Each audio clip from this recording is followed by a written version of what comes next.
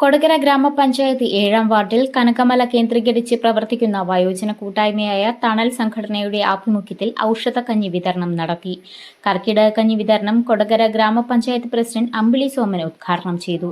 തണൽ സംഘടന president Thomas Pullokkaran അധ്യക്ഷനായി.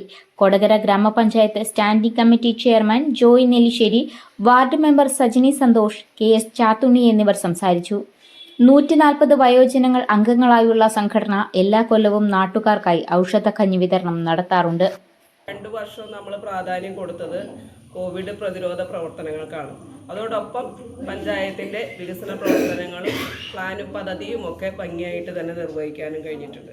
അപ്പോൾ ഒരുപാട് പരിമിതികൾ സർക്കാരിനും ഉണ്ടായിരുന്നു. ആ പരിമിതികൾക്കുള്ളിൽ നിന്നുകൊണ്ടാണ് നമുക്ക് ഫണ്ടുകൾ ലഭ്യമായിട്ടുള്ളത്. ആ ലഭ്യമായ ഫണ്ടുകൾ 19 വാർഡിലേക്കും ആവശ്യങ്ങൾക്കനുസരിച്ച് വിതരണം ചെയ്യാനായിട്ട് ഭരണസമിതി നിഷ്പക്ഷമായി ശ്രമിച്ചിട്ടുണ്ട്.